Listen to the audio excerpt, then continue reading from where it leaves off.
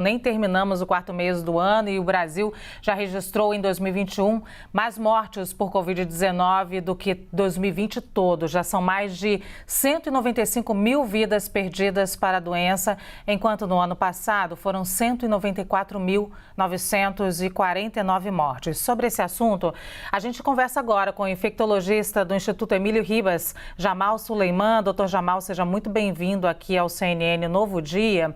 Nós batemos esse recorde em meio à flexibilização de restrições na maior parte do país. Eu lhe pergunto, isso tem a ver com a flexibilização, isso tem a ver com as novas cepas ou os dois, doutor? Bom dia para vocês, bom dia aos assinantes. Olha, tem a ver com os dois processos e a gente viu isso nas duas matérias que vocês acabaram de mostrar. Cada vez que a gente aglomera, cada vez que a gente encontra, porque é um vírus de transmissão respiratória, esses números explodem. Qual é a estratégia que a gente tem além da vacina? Porque a vacina parece ser uma miragem, né, para a gente aqui.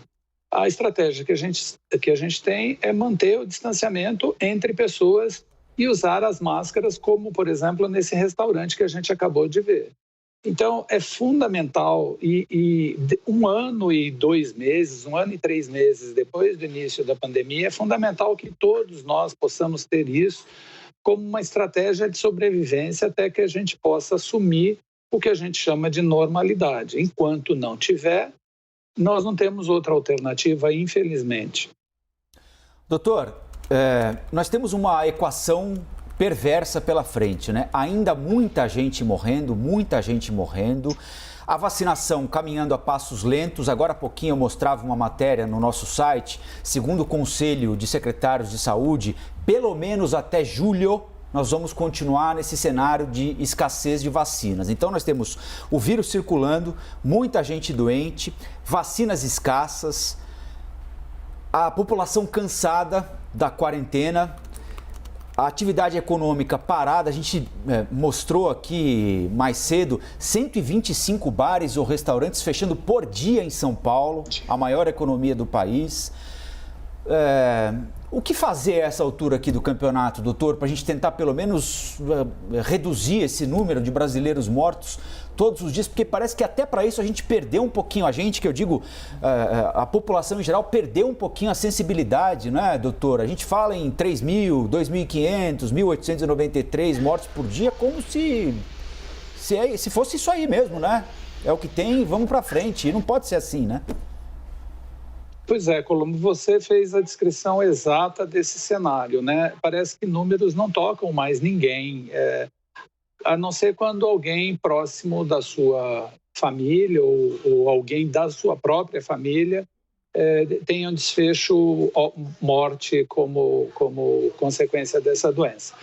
A gente não tem outra alternativa a não ser o distanciamento físico entre pessoas. Infelizmente, não há outra alternativa. A gente precisa ter clareza disso. Então, o que eu tenho dito, na medida em que todos nós estamos cansados, você imagina a gente que está na área da saúde tendo que lidar com isso desde o ano passado. Parece que o disco não muda, né, para o outro lado. Para quem tem disco de vinil sabe o que eu estou falando.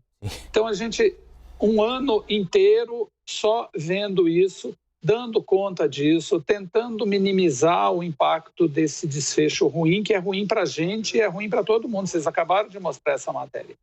Mas a vacina, eu acho que a gente precisa fazer um esforço muito grande, a população de maneira geral, para exigir dos governantes que a gente tenha vacinas.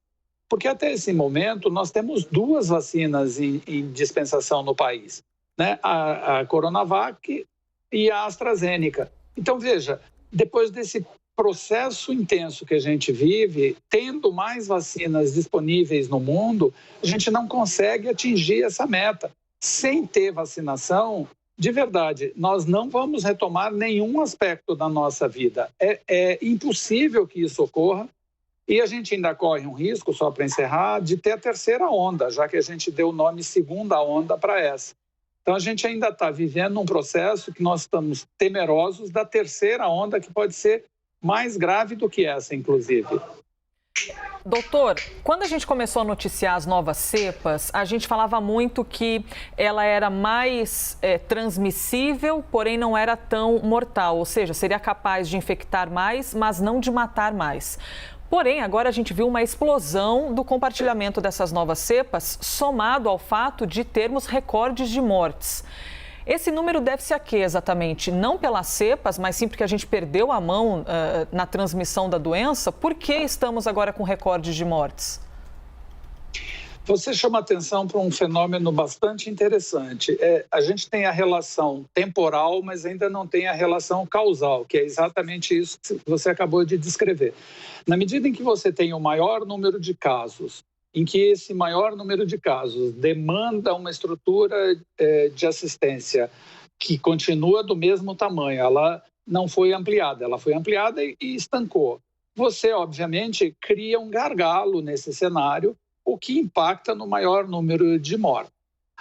São vários determinantes que podem aumentar essa mortalidade, por exemplo, a redução do número de profissionais hoje disponíveis para dar conta dessa demanda, isso é um fato palpável, as pessoas na área de saúde estão exaustas, né? O que se convencionou chamar de burnout. Então, tudo isso contribui para um aumento de mortalidade.